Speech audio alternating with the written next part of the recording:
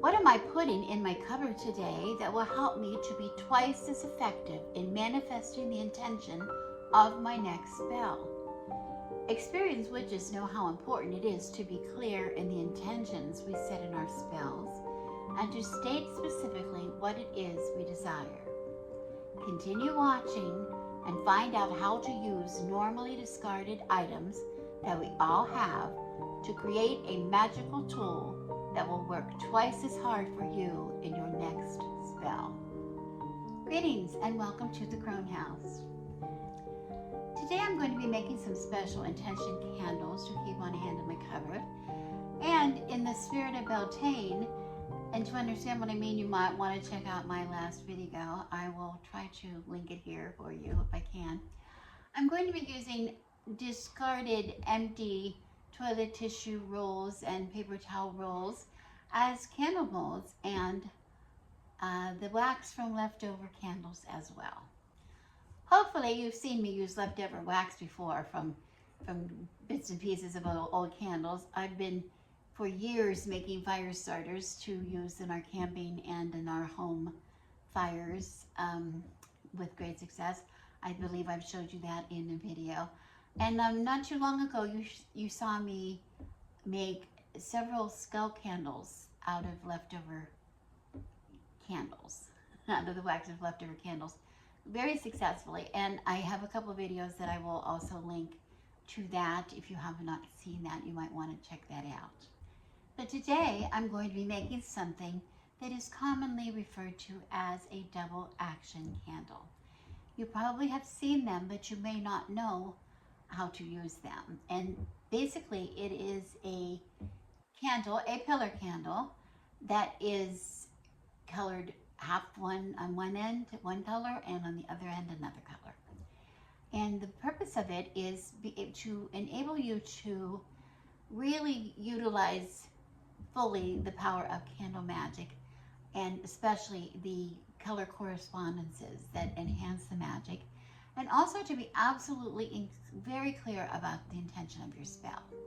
And if you're new to candle magic, you might want to check out my video, which I will share hopefully up here, that I show you the basics of candle magic, of using different color candles for different intentions and how you would go about creating a spell using different colored candles. The other thing I wanted to emphasize today in today's video is that I'm making these candles now for future use. I talk a lot about putting things in your cupboard so that they're tools in your cupboard, keeping your cupboard stocked so that when you need something, when you need a special candle, it is there for you. A good example of a double action candle that I particularly like to keep on hand is something that I use for a return to sender spell. It is red on one side and black on the other side. And I will show them, don't fear, I will show you these candles later in the video, but I wanted to tell you, I use it particularly because when I'm here on YouTube, a public figure on YouTube, we have the little bit of danger that we can be sent some, there's some people that wish us ill, sending negative energies, trolls, whatever, who just like to cause some trouble for whatever reason. Might be sending some negative things towards me. I just want to make sure I can take care of that. And I don't hex or block people. I try not to sometimes, but I really try not to. But a return to sender is just redirecting negative energy that is sent to you. It protects you from that energy, but it also then sends it back to the person that is sending it in the first place. And I will do a video sometime and show you exactly how I do my spell. But that's the basis of the reason that I use these candles. One reason. I use them for different things, but this is a really good thing. Now I want to be clear. Yes, of course you can buy these. You do not have to make these candles. Why would you want to make them? I'm not sure. I like to make them because yes, they help me save a little bit of money. But personally, I like to make them because I like to, for several reasons. First of all, I like to specifically create them for my specific intentions, rather than just something that is used for just general purposes. When I want something very specific, I have the ability to make it very specific, okay? using the wax, the color combinations, etc. that I'm using. Okay. My intention is in that wax, that candle when I make it. Also, the other reason is, if you saw my last video, again, if you haven't seen it, check it out. In the spirit of Beltane and just in the spirit of being a person on the earth, respect for the earth, I'm utilizing some materials that we would just be throwing away. Everybody has these materials and everybody throws them away. And I like to reuse things when I can, repurpose things when I can, recycle when I can. And this is a really good way, easy way to do it. For my project, I'm going to be using empty toilet tissue rolls, cardboard tube. You want to be sure to have one that doesn't have any holes or tears in it, because it's going to be holding your wax. This is the container that's going to hold the wax. Alternately, you can use the roll from a paper towel. Okay.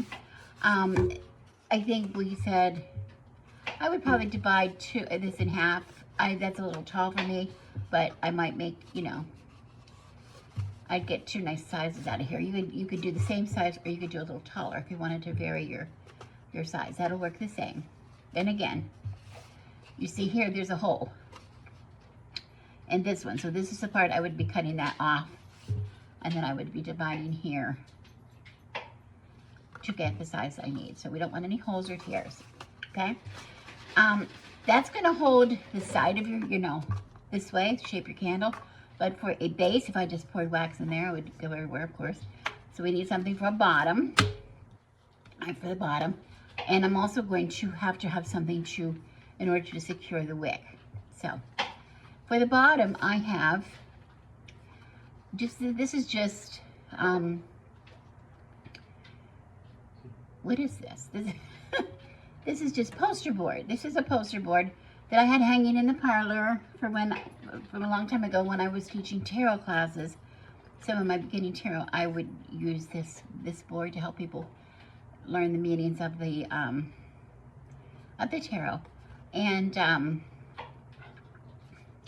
it's nice and thick. You can use pretty much any kind of cardboard, but you don't want anything corrugated, because corrugated has spaces in between, which the wax would make a hole here. The wax would go in those channels, and that wouldn't work. So you need something that's solid. Something like that that's solid. And I think the good man cut these 4-inch squares, I believe. And then he found the center, and he made the center. He drilled out the center hole big enough to accommodate the wick that I'm using. Okay, you don't want it any bigger than you need it. You want to be able to fit the wick in easily, but you don't want to have a lot of space, because that's a hole. That's a hole in a place for wax to escape. Okay. He drew a circle centered with a hole in the center so I could center this. Okay. And the first thing I'm going to do is secure this somehow to the board, okay? Because I want to keep it in place with the wick, so the wick is going to be coming from the center, okay? Feeding up through the center, so when I feed it, I have it coming in the right place, because I'm going to be feeding it from the bottom, and I won't be able to see the tube. So this is telling me that it's going to stay in the center. So I'm going to take my hot glue gun, and I'm just going to put a bead just around this circle, so I can hold the tube in place. And that's going to be important, and you'll see why in a few minutes. Okay, so I'm just going to get a hot glue gun here. And it's cord, which is driving me crazy. Okay, and I'm just going to put a bead. It just has to be big enough to hold it in place. I don't need to have anything else.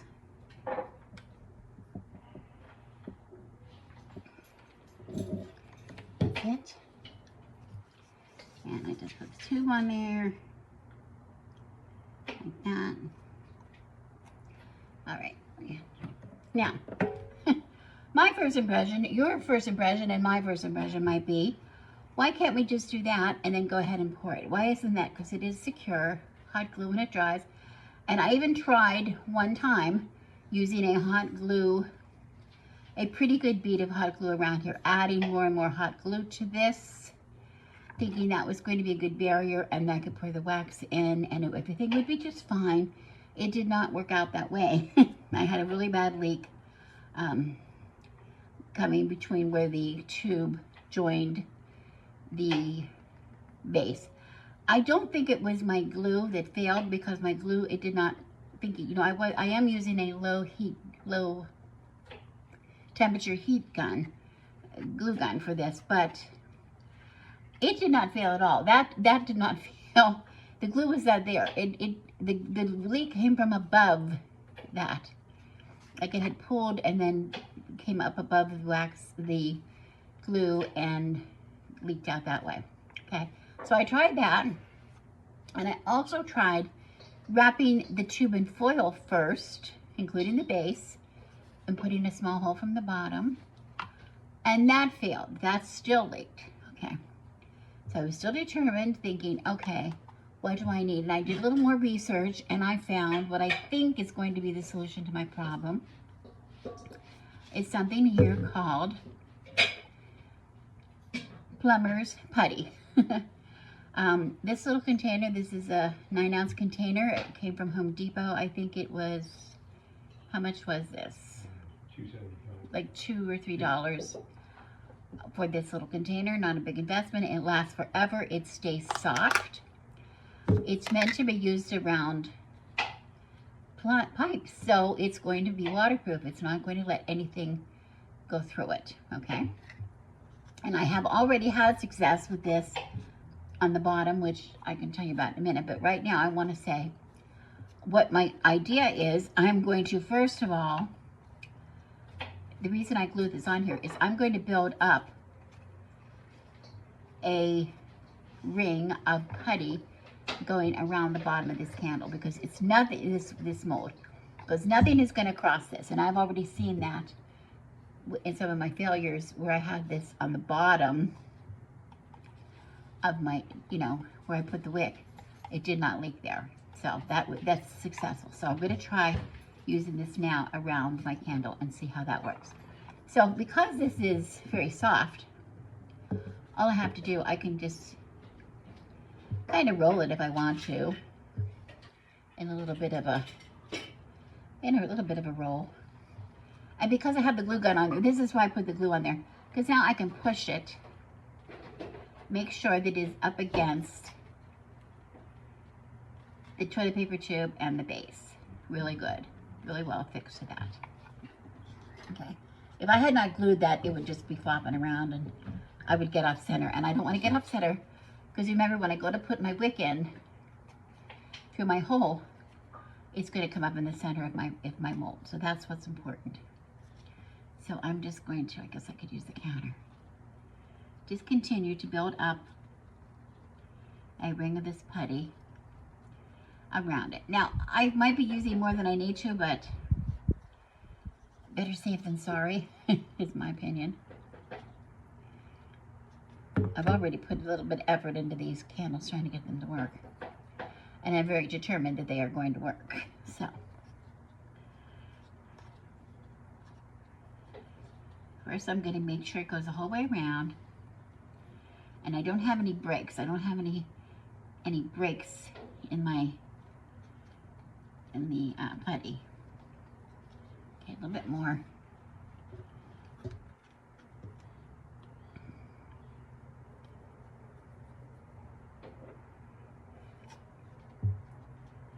And here we go. Pushing it up against the mold as best as we can. And then I'm going to just go around it and flatten here, making sure that it's really very well put in contact with the cardboard, that there's no space that it's going to come from. I think I might also want to make sure the top that it's in good contact with the carpet. There's no place that the wax could come from the bottom and channel up through there and come out. That's hard to explain, but I've seen that action happen when I was trying to use foil.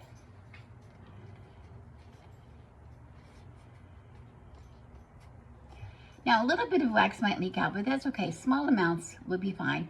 And if they happen to leak out, you know, even wax, I had a couple pretty big failures, and those even, I was able to reclaim the wax after it hardened and you melt it again. That's the beauty of this. Okay. So there you go. Now, I'm not done with that yet. I'll use that in a minute. The next thing I want to do is get my wick ready. And I have pieces of wick here, but what I want to show you is what I'm using. The reason mine are pre-waxed, which that's why they're staying up straight, because I have a whole lot of these that I used in other projects. And to use these, all I did was cut this little tab off, because that tab will be of no use to me in this project. Okay, so I have pieces of wick. And I just take my wick and I'm going to thread it up. See, now I can see the hole is centered, and I can put my wick in there. And it's plenty long. Make sure it's long enough that it's going to stick up above my project. And then I'm going to take the bottom and I'm going to bend it over. See that? I have it bent over. Now, how am I going to fix that to the bottom? Well, this is what I did, and I did this also on some of my other ones that were failures, but this was never a failure. This worked really well. That's what gave me the idea. And I get a nice generous amount.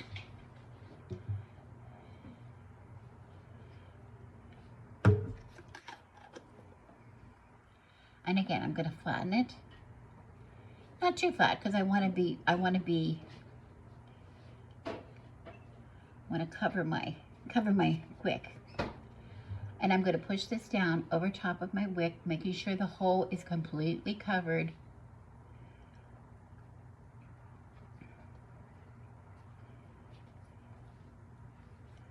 And just keep pushing it down. Again, I don't want to leave any space where it could pull out and pour out from underneath. I'm going to keep this in contact with that cardboard.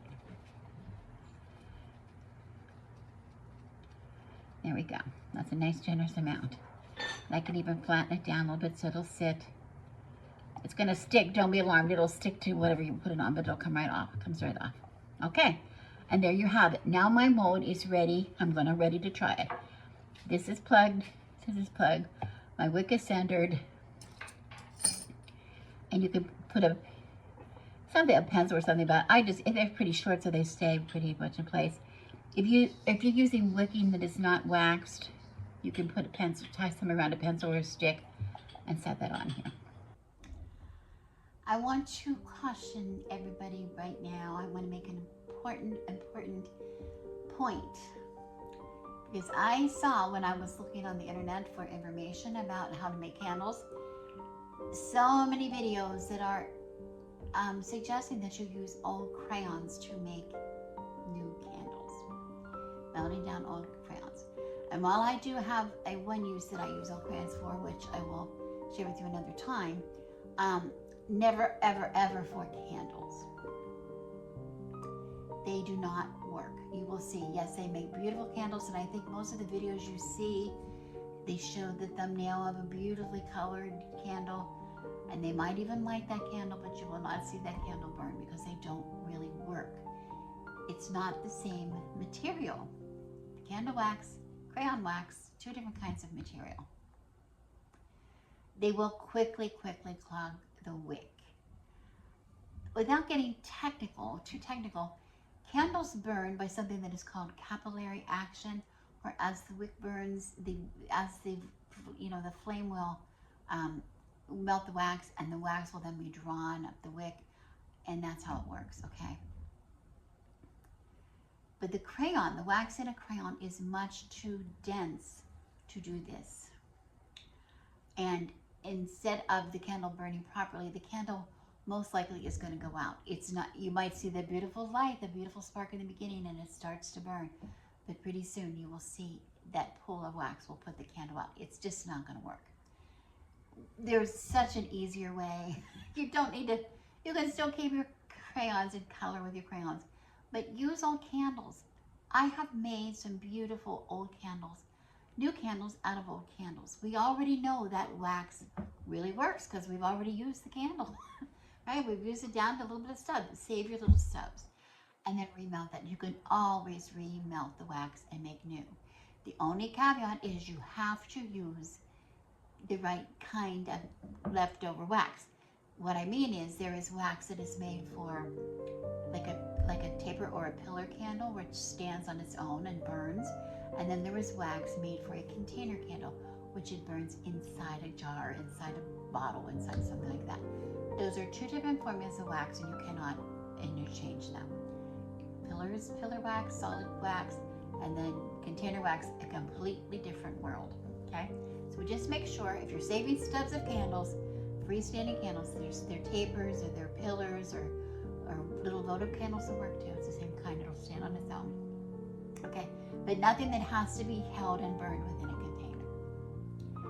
If you want to color your candle, you're going to use color made specifically for candles. Okay, now again, if you're using old candles, if you want to make a new red candle, use old red candles to burn, to melt the wax. If you want a new black candle, melt down an old black candle, okay? Same, or white. If you want to color it, find an old white or very light colored candle, stubs of that, and melt that down, and then add colorants that are made especially for candles. And of course I want to add, you can buy wax pellets or wax flakes or wax blocks that are specifically sold for making candles. That's a given. Okay, I'm going to measure out my wax. This is a little different than when I did the video in the past when I was making these skull candles. If you haven't seen that video, you might want to look at that. I will link to that video because I offer a way of determining how much wax we actually need to melt in order to fill a mold. In this case, I really could not use that method because in this case, I'm using a toilet paper tube, which is cardboard, and I cannot pour water in there and do the math equation to figure that out. So I went and found an equation on a candle site for pillar candles, and the closest I could get to a formula, because this is a 1.5 inch diameter tube, was wax. A formula what they gave for a 2 inch diameter, which they offered 38 grams per inch in the 2 inch diameter candle. That's math that you might not be interested in, but I found that about between 30 and 32 grams per inch of wax was a really good amount for me to get about halfway full. And because some of the wax goes into this part of it's absorbed by the cardboard, into the cardboard, and you'll see what I mean when I go to rip it off. You'll see what I'm talking about. A little extra is good. So for about 1 3/4 inches, it gave me about 52.5 grams of wax is what I need in my can. So I'm going to put somewhere maybe 55 grams. I think I like that amount. It gave me a little bit extra. So I'm going to, first of all, I need an empty can. This is just I don't know what kind of can it was, something from something. I'm just going to turn it on. I'm going to make sure it's on grams. Most scales, I like it in grams rather than ounces, because grams is weight, is what we're looking for. So we want it in grams. And then I want to tare it to take it back to 0. Okay. So I have to get that up to about 55 grams. I have the last of my candles that I'm reclaiming the wax from. This candle was a mess. It was left outside or something at one point, so I had a couple of them that were a mess, but they work really well for this kind of a project. You could use wax, you could use any kind of wax. You could just melt up pieces of old, the ends of candles that you've already used. This has to be something from a pillar candle or a taper candle, something like that. So I'm just going to carve off some, and again, I don't really know what this is made out of. I didn't make it. But it's a pillar candle and it should work. So I'm just shaving off some wax and I'm going to put it in here until I get about 55 grams in weight of wax. And it's a very crumbly. It's very crumbly right now, which I'm not real fond of, but I've made this other candles using these same candles, and they came out really nice, so I'm not so concerned. Now, another thing you see all over the internet is people melting wax for candle making in their microwave. No.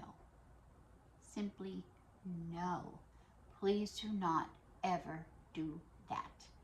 It's tempting and you might have had some results. Well, I've had some results and it's been successful. Is it worth the risk? Is it worth the risk? First of all, it's not a good way to burn wax. It's really not a good way to burn wax.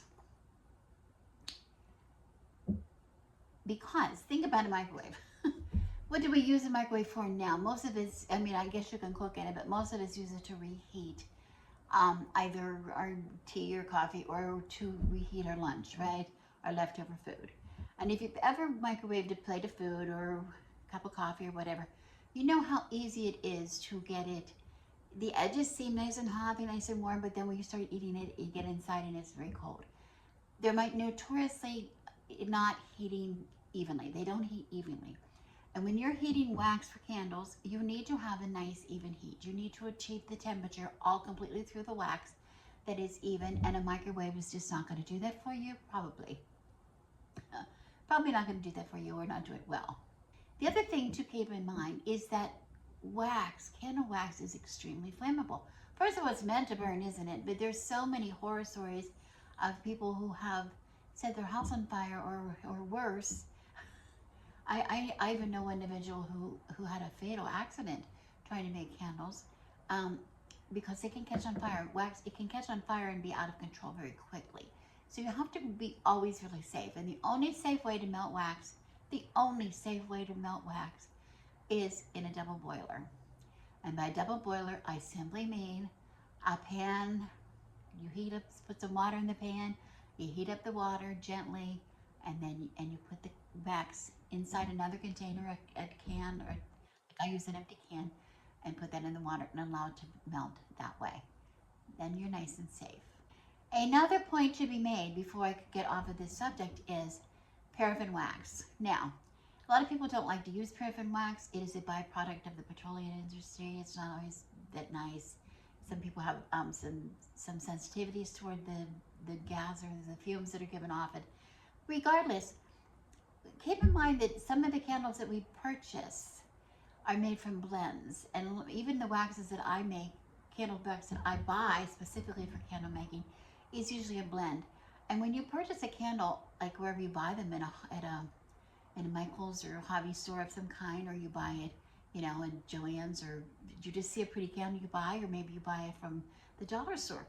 You don't know what kind of wax that wax is, so you have to be very, very careful. And there's paraffin wax in the candle. You can ruin your microwave, other than it being dangerous and you don't want those fumes burning. Your microwave can be ruined. The way a microwave works is that it has electromagnetic waves that cause the particles in the food to be set to motion, and then they heat it up. You know, when they get moving faster, the molecules, that's what, if you've had any high school chemistry, you know that's what makes things, that's what causes heat. There's no water in paraffin. Okay, there's water in your tea, there's water in your coffee, there's water content of some kind in your food. It is those particles that move quickly to heat up the food, okay? That's what causes it to heat up the food in the microwave, okay? So you can see right away, depending on the water content of the food, I would think that's probably the reason that it's very uneven. It works unevenly. Okay, but in paraffin wax, there is no water. There's nothing for those electromagnetic waves to act upon. So a microwave cannot really heat up paraffin properly, and therefore, but it also that process of trying to do so can absolutely ruin your microwave. Yeah, it's not worth it. Alrighty, my wax is melted. I'm going to pour it and see what happens. Fingers crossed.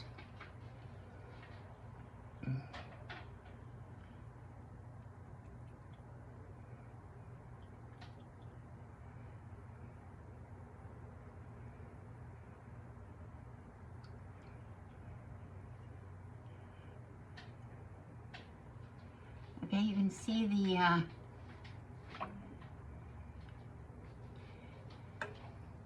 you can see outside here, maybe you can see it.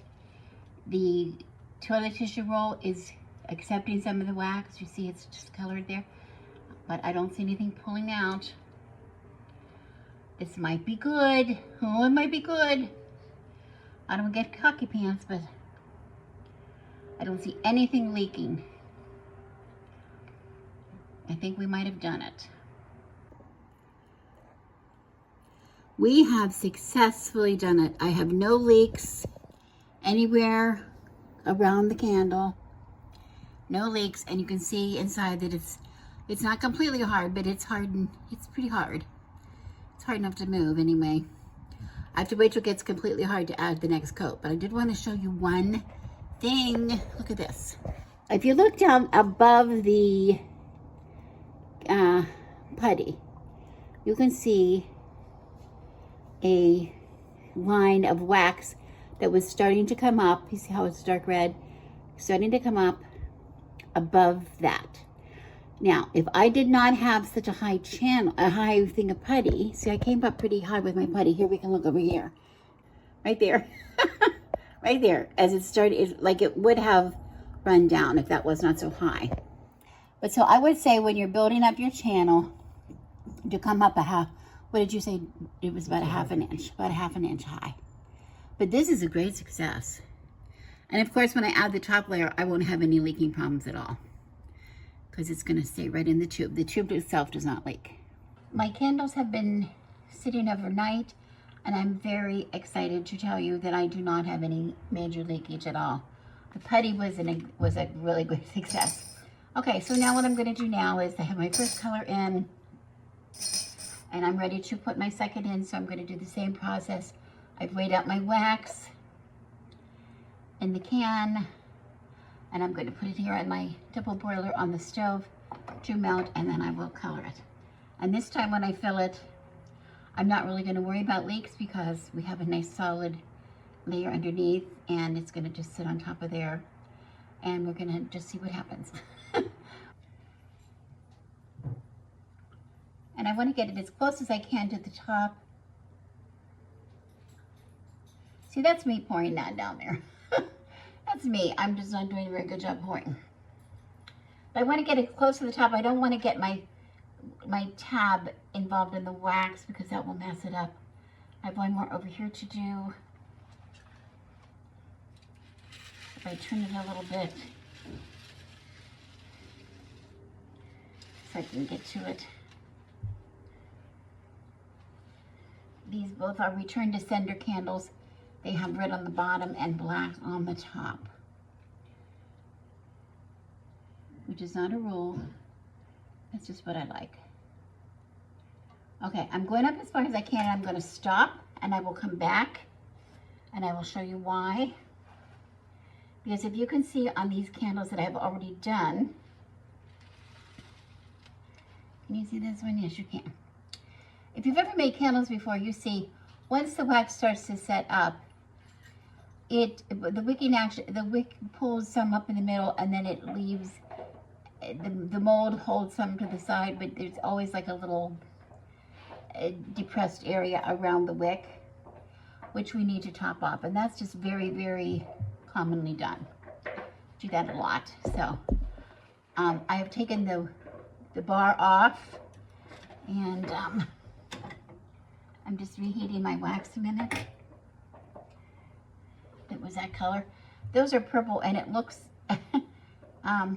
these two are purple on the top. I know it looks really dark, but it's just dark. But you'll see them when I remove the tissue roll from them, you'll be able to see better what they are. So I just pour slowly. I'm going clear to the very top. Here we go. My candles have sat overnight. I have a lot of, some of them have a little bit of still have a dip in the top, but it's not going to matter because these, remember, I spell candles. These are not for beauty. they're not meant to be beautiful. They're meant to be magical. So that's all we need here. So I just want to show you. I managed to not get any leakage, other than this one was one of the ones that was leaking a little bit from the top originally. I'm going to show you how I'm going to get the mold off. I hope I can get it off. So remember, this is all going to tear off of here. So I'm going to start by removing the bottom. Just peeling that off. And see, this putty has just stayed so well. So I'm going to have to get the putty off.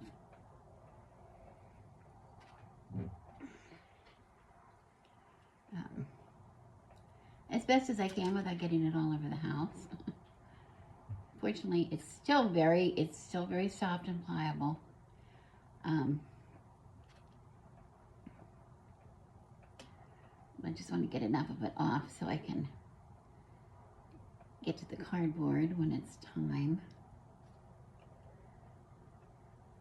Of course, it's going to peel off when I get that cardboard peeling off. But then you can see too, see there was no leakage at all. Here's my bottom wick after the cardboard has come right through. So it's still there. Okay, so I'm just going to try to start here at the top somewhere. I think I'm going to get a little knife. Okay, that's better. I got a little knife, and I also got a little piece of paper towel here to catch any of this stuff. I don't want it all over my table. So I'm just using the little knife to try to get this started at the top if I can, because it's really adhered to the candle.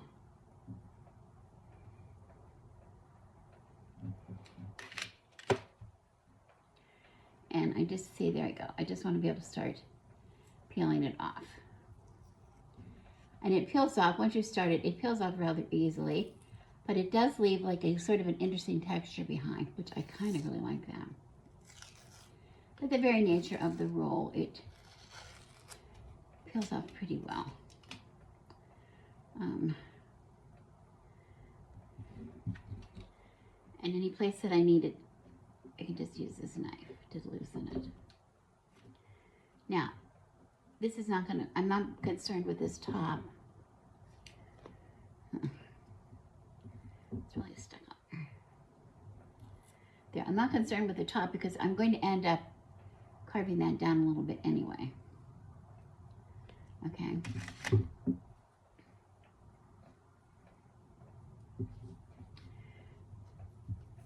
So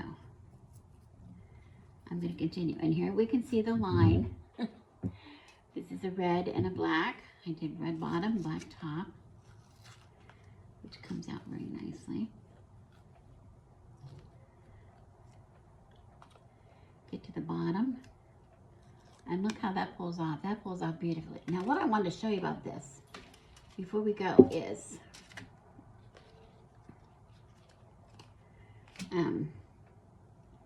I've seen these candles like this in this state. Maybe not in this state, maybe a little nicer state. But I've seen them sold in this way, with a wick on one side, one end, and another wick on the other side. And this is interesting because I used toilet tissue. It kind of was not in the round, and it's kind of an oval shape. It doesn't matter again. But what I want to say is, you might want to have burned the candle this way, or you might want to have this your bottom and burn your candle this way. Okay? Now, why would we want to do that? Well,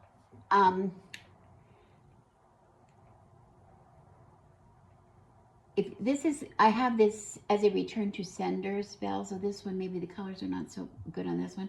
But the reason I have this on is this way is I had the red on the bottom and the black on the top, because I wanted to protect myself from anything negative. The idea of a return to sender candle, protect myself from anything negative coming towards me, and then when by the time when it burns down to the red, sending that back to the person who is, or whatever, that is giving me negative energy. Okay, it could be a curse or a hex, but it just negative energy is what I usually care about. I don't hex people, but I will stop. I like to block the negative energy, and I love a return to sender spell, because that's what it does. It anything that's coming from you towards you that's negative, you can block it, and then you can send it back. And if I were going to use this candle, I would also set it on a mirror. I like that. I would put this on a mirror, reflecting it back. But anyway, so if I wanted that way, I would use the black on the top and the red on the bottom. Okay. But what happens if you wanted a different kind of a spell? Maybe this isn't the great example with the red and black. But if I wanted this to be the top, this is that energy that's putting out all that passion and being able to put a lot of passion and you know, fire and you know, action, get a lot of action on whatever you're doing, but keeping yourself protected as well on the bottom. So you might want it that way, however you think about it. It's your spell, it's your idea, it's your decision.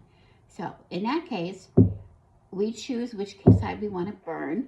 So when I store this, I will store it this way with the wicks intact, because this is way too long a wick to burn. You know, we needed about 1/4 inch. We would cut it back before we light it.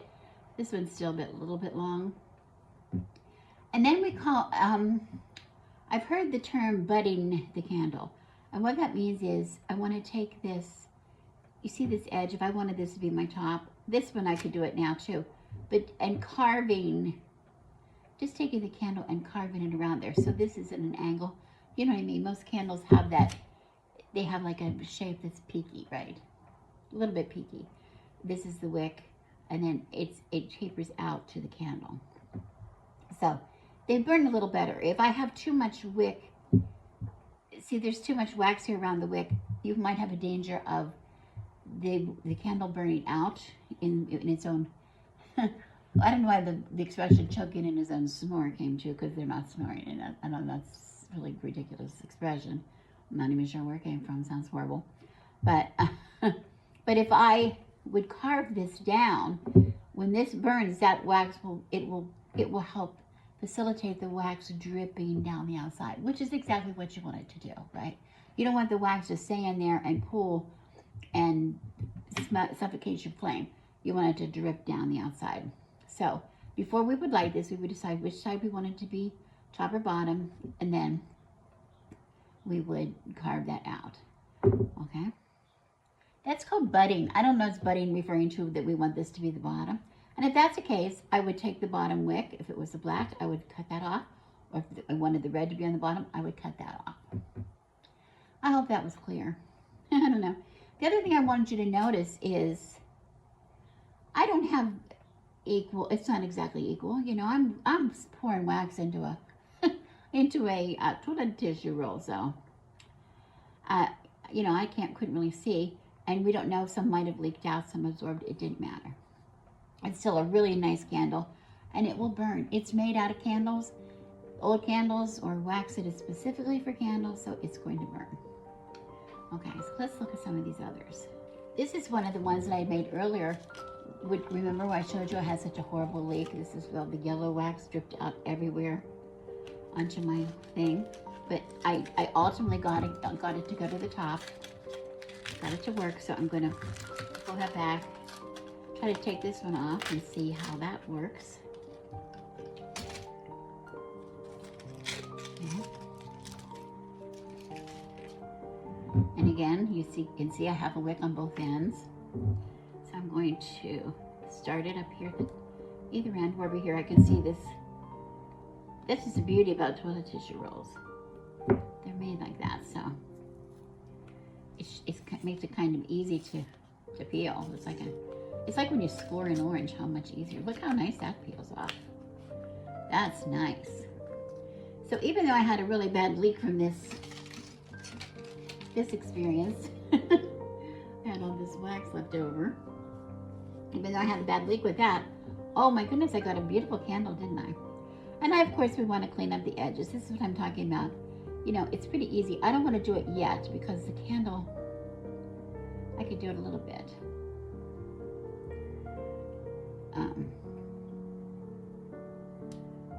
that's just where it pulled out. Oh, that's actually turned out to be a really nice candle. And here I have yellow and blue. Give it a week or so to cure before you use it. And there you have it. I have 8 double action candles with very specific intention written on the candle. I can really choose again. I can choose which end I want to burn, but basically this is the way I intended. I have it on here the way I intended in case I don't remember or whatever. But I can also sometimes turn these around with a different intention if I wish. Remember, I showed you that. Okay, but they're ready to pop in my cupboard for whenever I have the need for double the magic. Okay, thank you so much for watching. I appreciate it. All your support that you've given me. I am Rebecca, and I send you blessings.